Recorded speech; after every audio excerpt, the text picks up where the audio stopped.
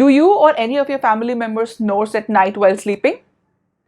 Is it just a sign of healthy deep sleep as misunderstood by many of us, or a beacon of very significant serious health hazard?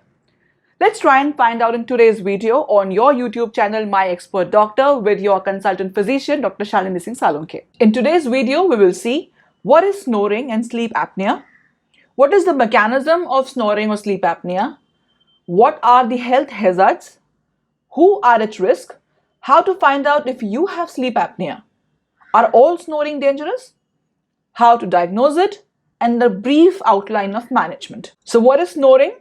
When you are asleep, few people breathe noisily through nose or mouth. That is called snoring.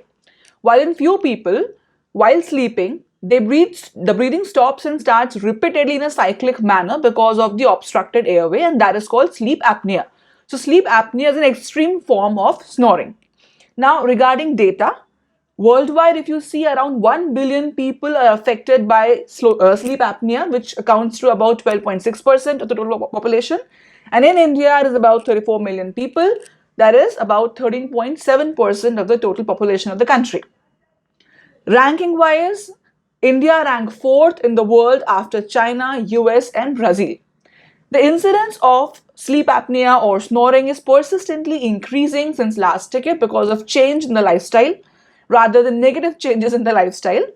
It is also called silent killer as it gives rise to many kind of serious disorders like heart attack, stroke, other possible issues. Apart from that, also intensify the negative effects of all these conditions. Now, what's the mechanism of snoring or sleep apnea? As we have already mentioned that snoring or sleep apnea happens when you are breathing in while sleeping. So in normal conditions, whenever you are breathing in, the air enters from your nostrils, goes to your nasal passage, then behind your palate, behind your tongue, then into pharynx, larynx, and then into your lungs. Now, in abnormal condition or in pathology, because of the obstruction in any of these areas or pathway, the space which is available for the air to enter reduces. Because of this, the entire anatomical structure starts vibrating against the deep pressured breathing, and this produces snoring.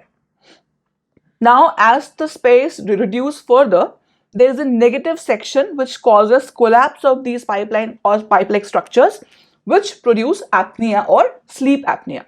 Now, we all might assume that snoring or sleep apnea is just a process or a phenomena which happens when we are very tired.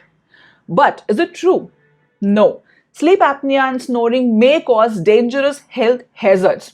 You must be aware of the fact that it may cause obesity, it may cause diabetes mellitus type 2, which is generally called diabetes, high blood pressure, stroke conditions, coronary artery disease, that is heart attack, arrhythmias, dysfunctional heart conditions, accidents, depression, also sexual dysfunctions. Now let's quickly see who are at risk of acquiring sleep apnea or snoring. Number 1, people who are morbidly obese. Number 2, male gender, slightly more predisposition compared to female gender. Number 3, family history. Number 4 is smoking or alcohol. When you consume alcohol and you go to sleep, the muscles, the tension in your muscles reduce, because of which increased risk of obstructed apnea. Number 5 is your narrowed airway, which is genetically or anatomical disproportion. Examples: nasal obstruction, deviated nasal septum, or tonsil enlargement, palate thickening, tongue enlargement, or loose or lax muscles during sleep. Number 6 is high blood pressure or diabetes mellitus. Number 7, chronic nasal congestion, like there are people who have allergic rhinitis, seasonal rhinitis, or chronic sinusitis. You might suffer from sleep apnea because of that.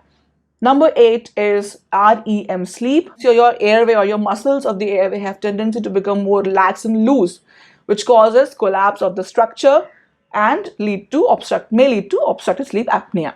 The last one is consumption of muscle relaxant or depressant before sleeping. If you are liking information we are giving through our videos, please encourage us by hitting like button.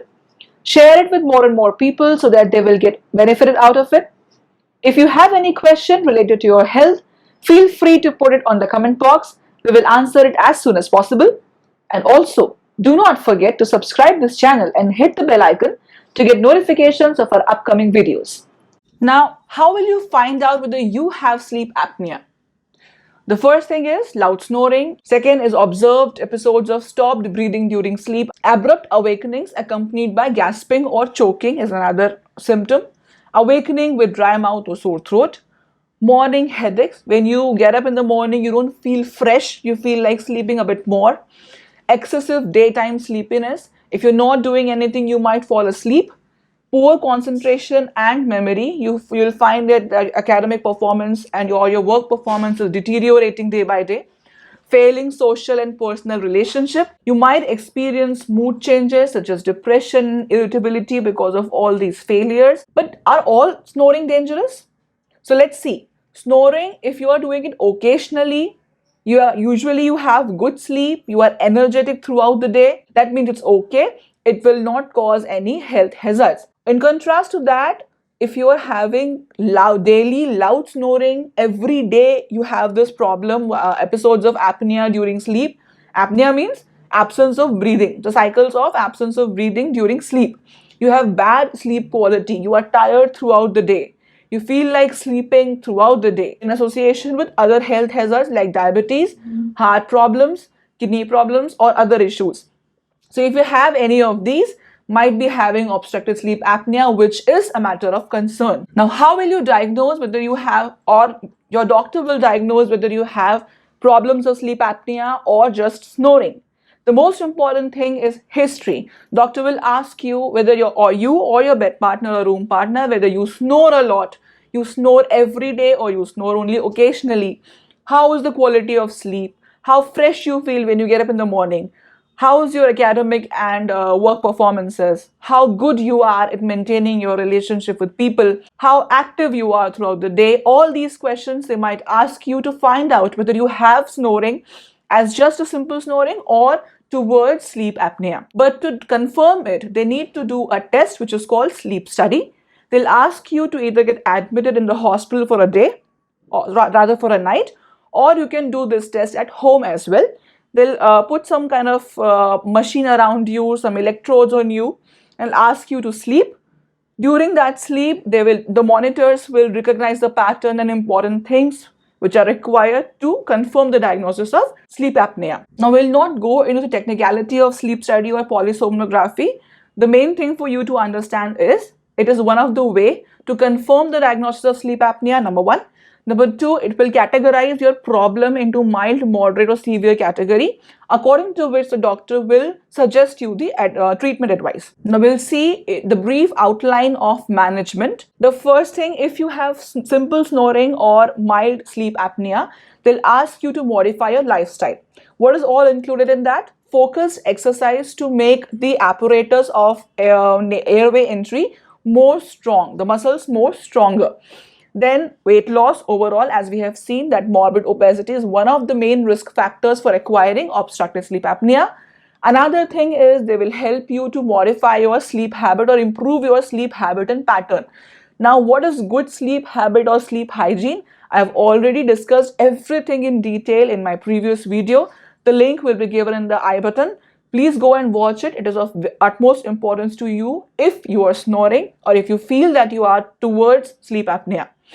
Another thing is sleep posture. It is very important. We have seen that people, when they turn to one side, tends to reduce the amount of snoring. Now, if you move to moderate sleep apnea or you fall into that category, they might advise you to go for assisted device.